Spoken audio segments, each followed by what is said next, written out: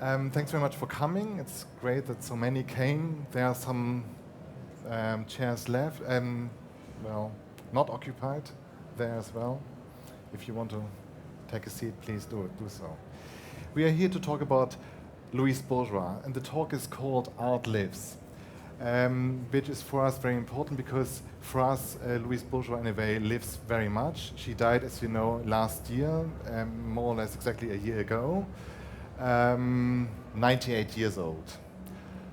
And I would like to introduce our guest of honor today. Elisabeth Bronfen is Professor for English and American Studies in the University of Zurich, and she has written many articles and books, and on a very wide range of subjects, like for example about the night. Last year you published a very nice book, and when we met, we were talking not only about Louise Bourgeois but also about the impact of American war film on American society, which I thought it was quite interesting, Saving Private Ryan and so on. So that's really a wide range.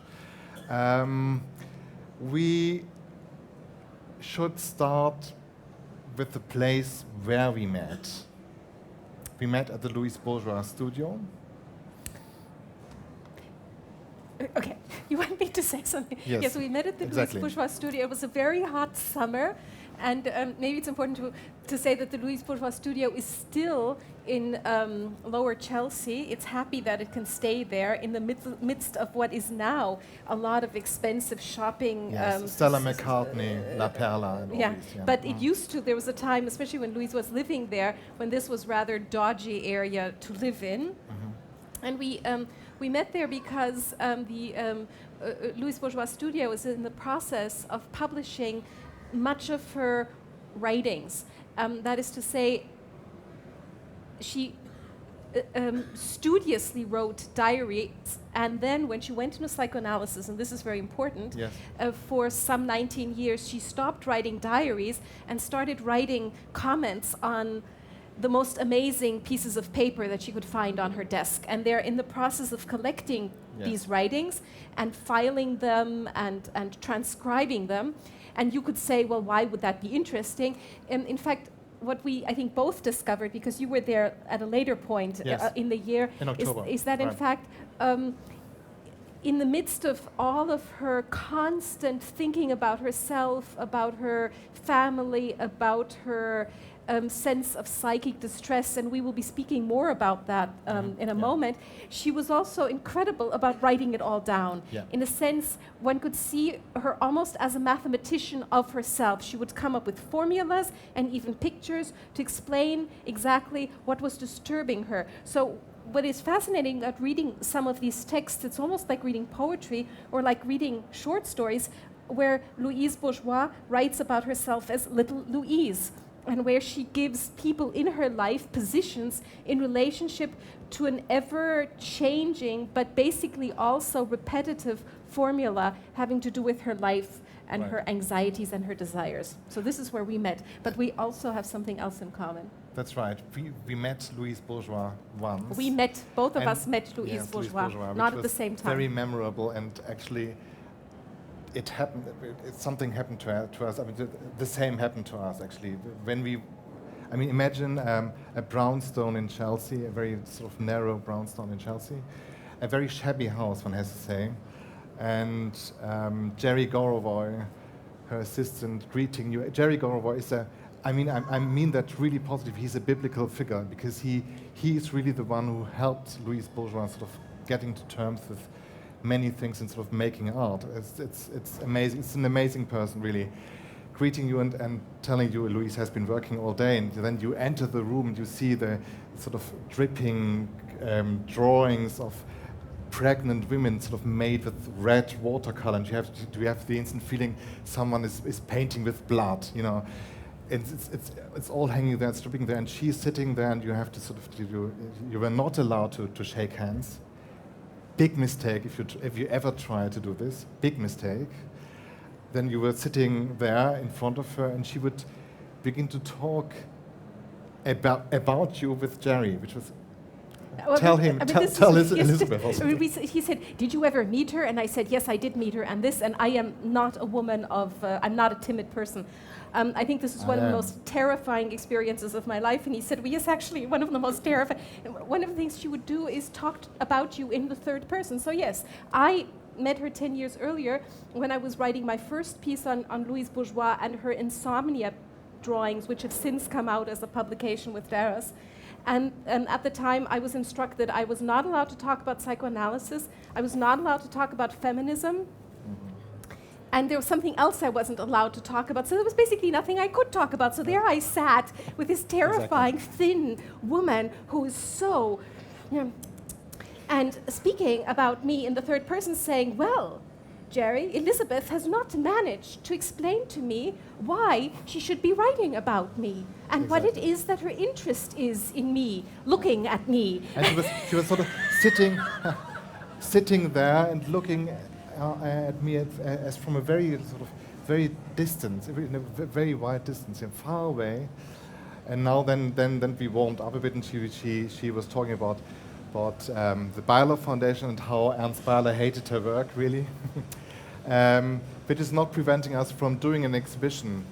That's part of the reason why we are sitting here. The Beyeler Foundation is doing an exhibition from September 3 to January 8, sort of interesting subject about how Louise Bourgeois is a link between modern art and contemporary art in juxtaposing works from our collection with her work and showing how much, for example, Fernand Léger has influenced her work and how important he was for her, because he was one of the key father figures. And we come to, I mean, it's a very banal sort of jump, but anyway, he was one of the father figures who told her, "Louise, you really should do sculpture." That's one of the very few words he ever spoke to her. "Louise, you should do sculpture," and he explained to her what he meant by doing sculpture at that time. And Léger in 1938 wasn't a sculptor at all. He had some try. He did try sculpture sometimes, but he was mainly a painter. And he said, "Louise, you should do a sculpture, and we will, by juxtaposing works of her with his work, for example, will explain what this means." This is a jump which is kind of banal, but he was one of the father figures she always needed. And you wrote a very interesting essay. You were actually working for an essay for a catalogue on Louise Bourgeois and psychoanalysis for an exhibition which is now in Buenos Aires and goes to Sao Paulo, which has, for an exhibition, a sort of killer title. It's called "The Return of the Repressed." I mean, the Beyeler Foundation would never do an exhibition with a title like this, I tell you, but people in South America, in Brazil and in Argentina like it apparently. They come in thousands of them a day. So, and you were writing especially about the father figure and what the father meant to her. Let's talk about this. There are a few points that I just wanted to pick up. First of all, it's so interesting to bear in mind that Louise Bourgeois became famous in the wake of feminist interrogation of art history, and one tends to see her as belonging to that movement, but in fact Bourgeois was working much earlier. So to say that there is a link between modernism and what Louise Bourgeois does is that she physically is the link, because she was already working in art in France. Then when she went to the States throughout the 50s and 60s, and in a sense she's almost like a repositum of various movements, the surrealism, the minimal art that came afterwards, and then this interest in bringing together the autobiographical material, the body as material, or the physicality of sculpting with kind of, I would say, theoretical thinking about this art that came out of the feminist movement in the 80s that discovered Louise Bourgeois as one of the first women who'd always been there but who hadn't been noticed.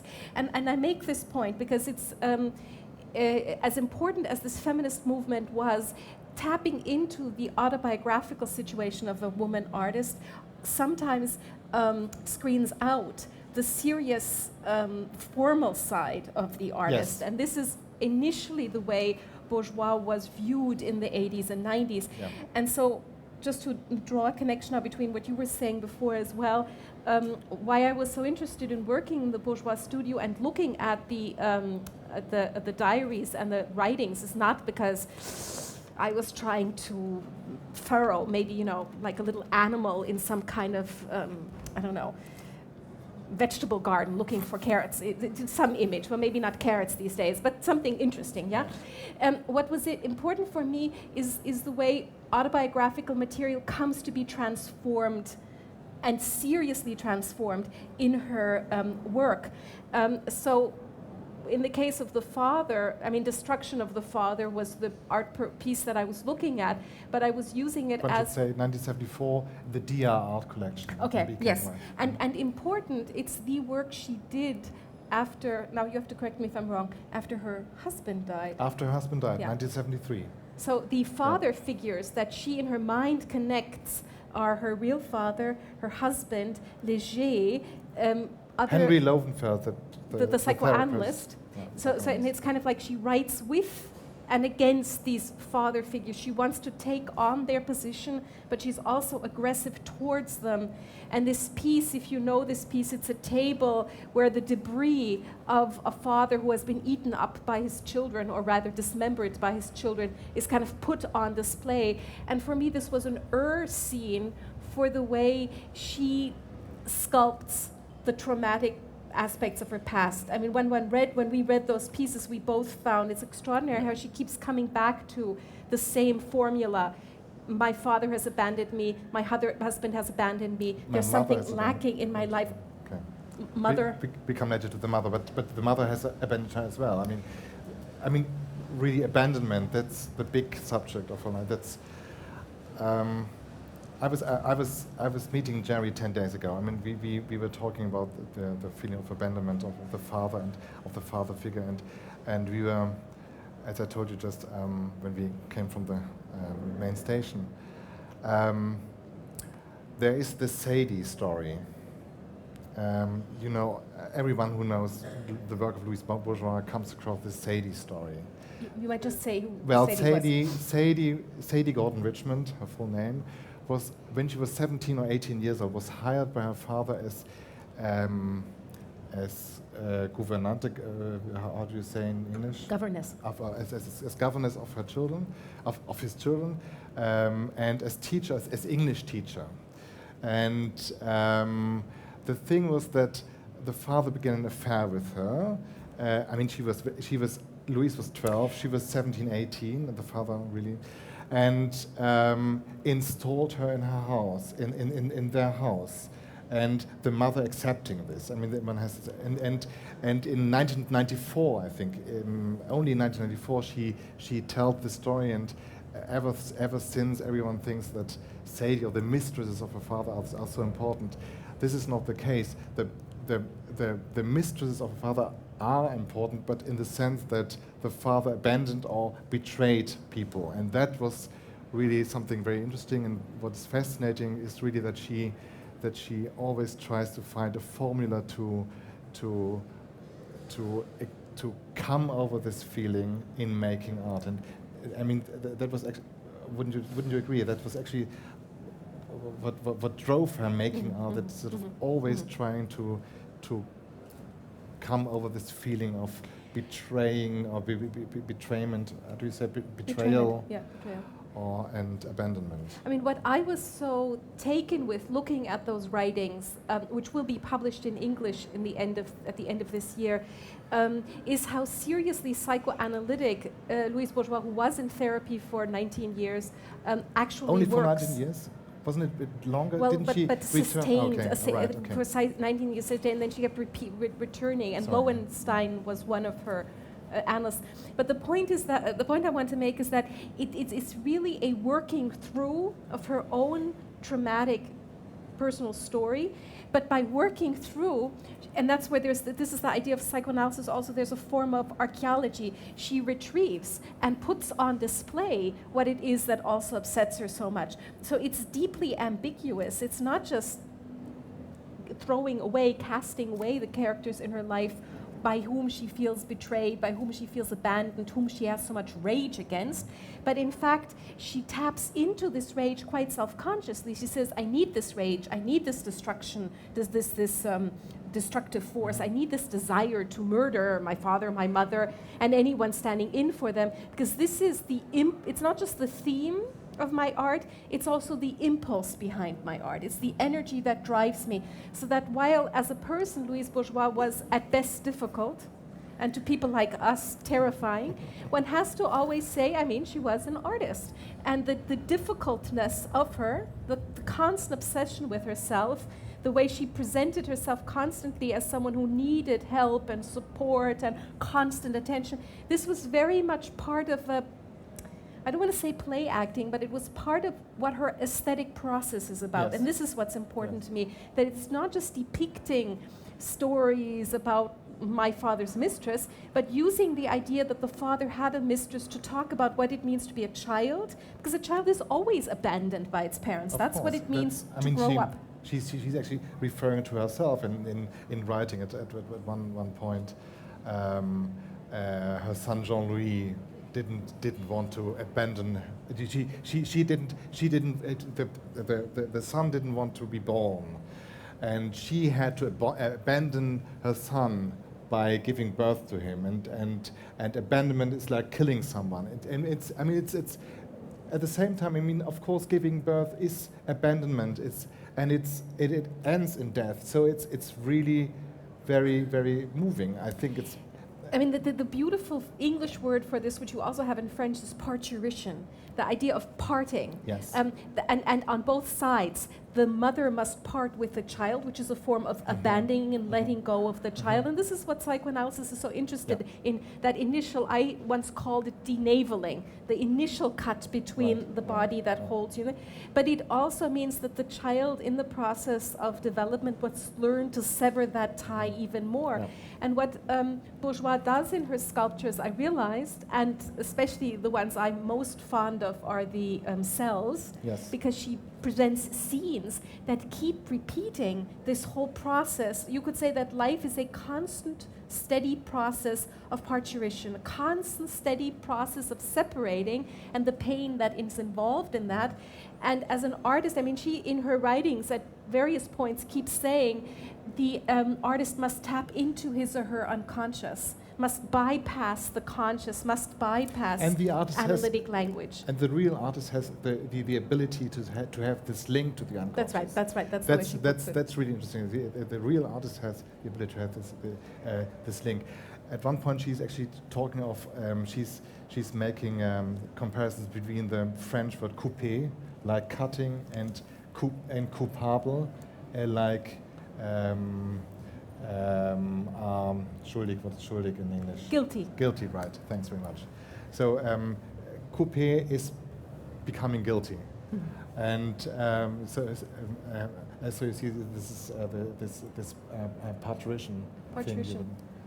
But the other word that's so important to her is the idea of réparer, which in the sense of repairing or reparation. Yes. And this is what's important for me, or what became so clear to me about her work as I was looking at these bizarre comments she kept writing on diaries, on napkins, everywhere, is that she sees her art as a way of bringing out, again, excavating her traumatic history, a way of expressing all her aggression and her anger, a way of expressing her guilt at feeling so angry and being so aggressive towards everyone, because she's highly self-conscious about what she does.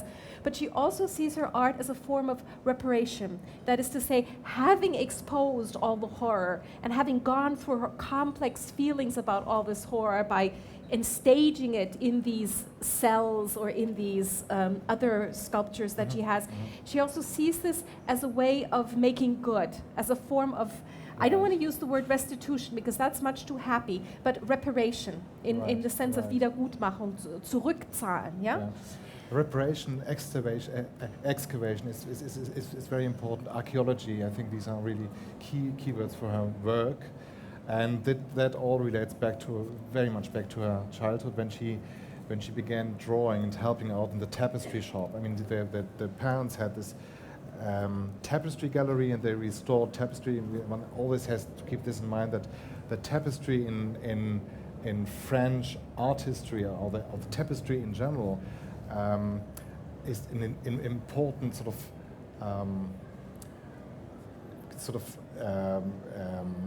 Gefäß, how do you have to say Gefäß? Vessel. An important vessel to keep and transport history. That's right. And she, as a very young child, she begins to be, she is always confronted with history and with making the history present in a way, excavating and repairing, because the parents repaired tapestries. I mean, that is how do you say, concrete work. I mean, that's right. That's actually right. That's not only psychoanalytic, or it's not psychic. It's real work for her. But I think this is the whole point for me, that the psychoanalytic work, and her her psychoanalytic self-reflection, and the concrete material work for Louise Bourgeois go hand in hand. And the repairing of tapestries, which is to say material that has come to be torn, becomes a perfect metaphor for the idea of the many many connections she has to people that come to be torn and that have to be repaired. But this also allows us to bring in the third character, if you like, in the kind of family story that Louise Bourgeois kept designing. Her father as the figure she loved and hated, the mistress who takes the father away. But then there's also the mother. And what is so interesting, even though she hates the mother, in much of her writing, she keeps saying the father is her emotional side, but the mother is her rational side.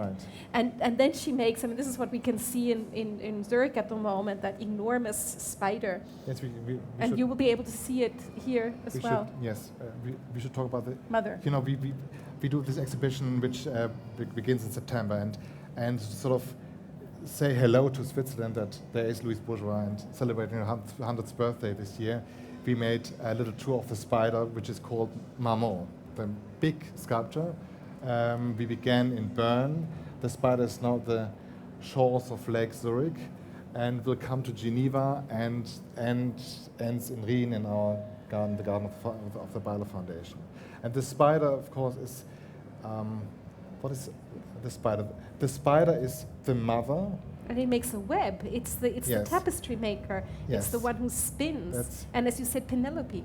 Yes, the mother as well as Louise. I mean, it's every work of her is a self-portrait. That's clear.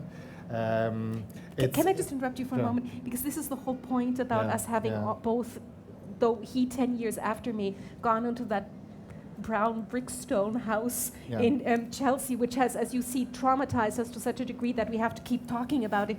There was Louise, as though she were a character in a Hitchcock movie, sitting in her chair, throwing out the spider, the little webs, and drawing us in and terrifying us and threatening to eat us up. And Jerry, the kind-hearted man, preventing us from being eaten up by her. Yeah, exactly. And everyone was sort of was assigned to a little role. I mean, she was talking with me. She was talking about Alfred Barr. I don't know if this was really very nice of her, meant very nice. And Alfred Barr, the founder of the Museum of Modern Art, whom she was madly in love with, and she was.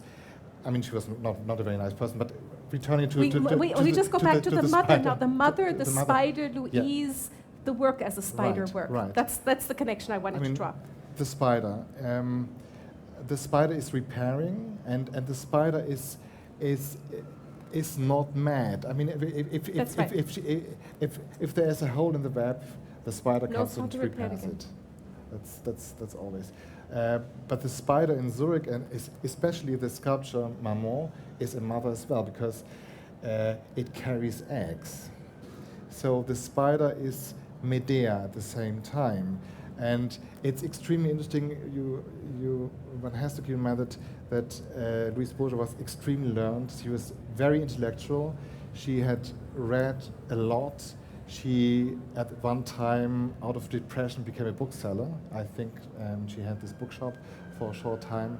And I visited her bedroom, and it's a tiny bed, and so surrounded by bookshelves 19th century classical writers, Victor Hugo, Balzac, and so on.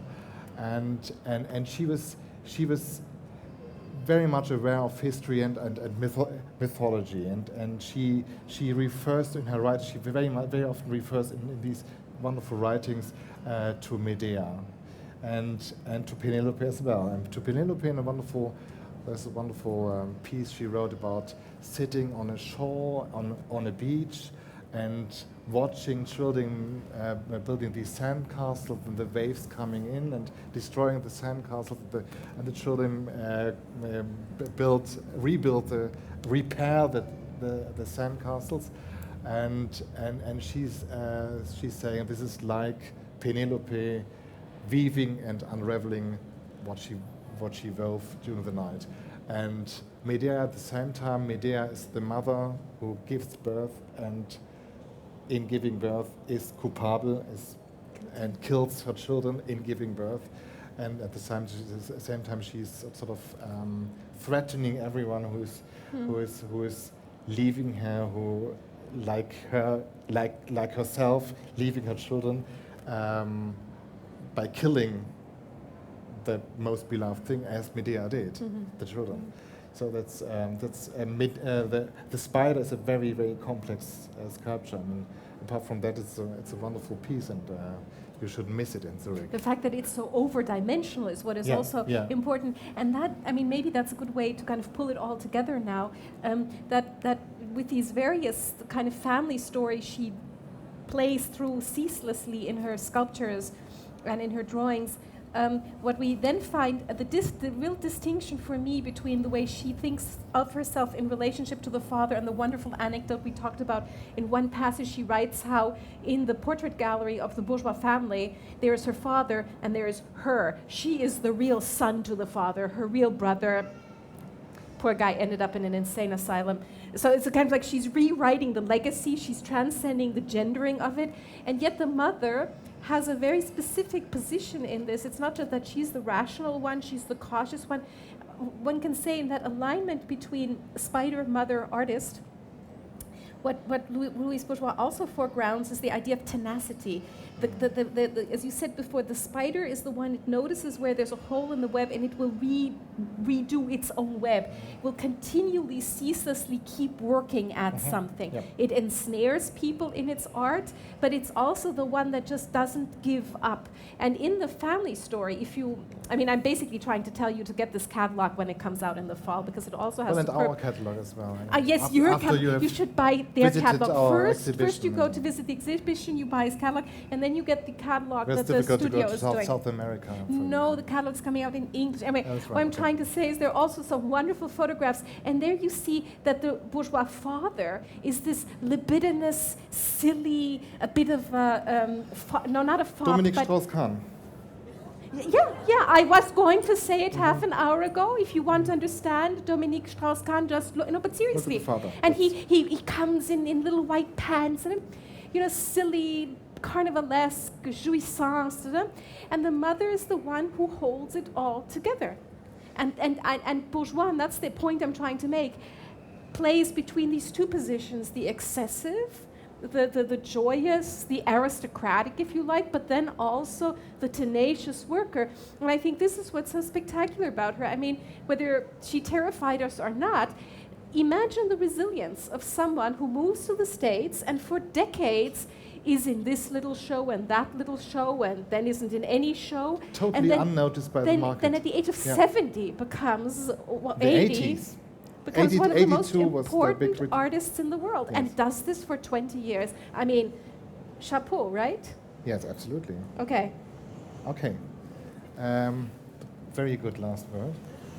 Chapeau to Louise. However, to Louise, they're not going to throw us out yet, so we can have a bit of a Q&A. If you have questions, comments, ask us. Yes. There's a microphone coming. There's a microphone coming. It's just because there's so much noise around. I would like to know when you personally did discover Bourgeois for yourself. For myself. And what you liked about her in the first place. I belong to that generation of feminist art critics or feminist thinkers who discovered women artists of all kinds in music and art and literature in the course of the 80s when the archive opened up. And I think at the time I was taken with the idea of a woman who was so persistent in continuing with her art. And I think that what I liked most at the time were her the graphic work she did, everything around the femme maison. I think that is just so spectacular. And the cells. I was always, no, I have to say this, the graphic work first, and then there was a show in Lucerne a couple of years ago on beds, and they had put several cells into one huge space, and that's when I rediscovered Bourgeois with the cells. Should I tell how I Please. was driven to? On the art fair, actually. On the art fair at the booth of Carolina Nitsch. Whenever, you shouldn't miss it. And there's affordable art, because I was buying then. I was so fascinated by I was buying a book by Louise Bourgeois, and it's called Ode à la Bièvre. The Bièvre is a little river in south of Paris where they lived, and that book it's photographed, but the original book is made of the clothes, of parts of the clothes she wore. And I thought this at that time. I mean, I don't think I was really born to be the biggest admirer of Louise Bourgeois. So when I was working when I saw this, I was struck by this idea of making history present. Mm-hmm. And is it Henri Bergson? In a way. I mean, and that was fantastic. And actually, Carolina Nitsch told me you could meet the artist. So I'm very, very grateful to her. Any other questions?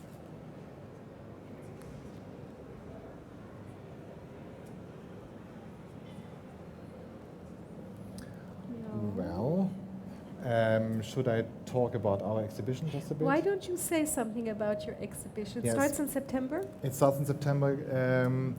It ends on January 8, and you will see the spider as well as a little journey through our museum. It's like the thread of Ariadne, you see, and you will see juxtapositions between her stapled sculptures of the 50s, Memling Dawn, a wonderful piece, and Cézanne.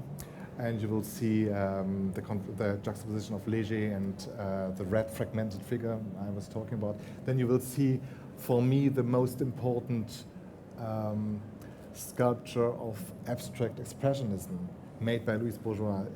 I think she was actually, I mean, David Smith, of course, is the sculptor of abstract expressionism, but I think the real abstract expressionist sculpture was made by Louise Bourgeois in doing The Blind Leading the Blind.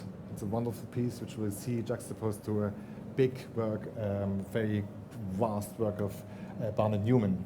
Barnett Newman, whom she met, whom she sat across during the famous artist sessions in the 1950, when Robert Motherwell sort of assembled all the artists, and they were talking about what art is and how they would form a group. And Louise Bourgeois asked the wonderful question in these discussions, whether art is to give birth or being born, a question which wasn't answered then, because she was sort of talking in a total, how would I say, male-centered world, with painters who said publicly that women don't have wings for art, Hans Hoffmann. That's interesting. Sorry? I said, yes, I was just saying, interesting, the change that has... The change, yes. The change which sort of is expressed in the figure of Louise Bourgeois as well. And then you will see the Insomnia drawings, the famous 220 frames of the Insomnia drawings, and it will end in the really very dangerous cell, Passage Dangereux, right in the belly of our museum. So I hope you will come and will enjoy, and perhaps read my book, which I just finished, which is not as fascinating as your essay. I mean, it's just I mean, it's an introduction to her work, and well, when I thought about this talk, I thought one should talk about is Louise Bourgeois a case? That's right. Or is she an artist? Une artiste. Right. Did you want to ask a question? The micro comes. Sorry. Yes, I want to ask about in relation of this commentary. If you like a curator and you like an specialist, can you see any Louise Bourgeois contemporary artist, or with how much years old today, or it's a case she's completely you suppose that this symptom you talk about the symptom and which become a very special work, because it's her art is very, very strong for a long time. So you can imagine another artist in this moment, like with this type of potential. I don't know. It's well, every artist is unique. No, in a no, way. of course, but I think you can't think Robert Gober without Louise Bourgeois. You can't really think Bruce Nauman without Louise Bourgeois. You can't. Tracy Emin and Louise Bourgeois, if you like it or not, made this wonderful collaboration, which is very humorous. Look at it again at Carolina. I'm not employed by her, actually. Don't be afraid. But it's interesting to see. As a person, she was very interesting for the female artist movement. Jenny Holzer refers to her a lot. It's interesting it would be interesting to see how important she was for people like Eva Hesse, or if there was any relation between Eva Hesse in Eva Hesse using latex and all these interesting materials. It would be very interesting to see her work material-wise, what materials she used, and how if there are any reactions in other artists. I think there are many ways. I mean, it would be an extremely, and I told Jerry this 10 days ago. It would be it would be very interesting to do the next exhibition on Louise Bourgeois and contemporary art.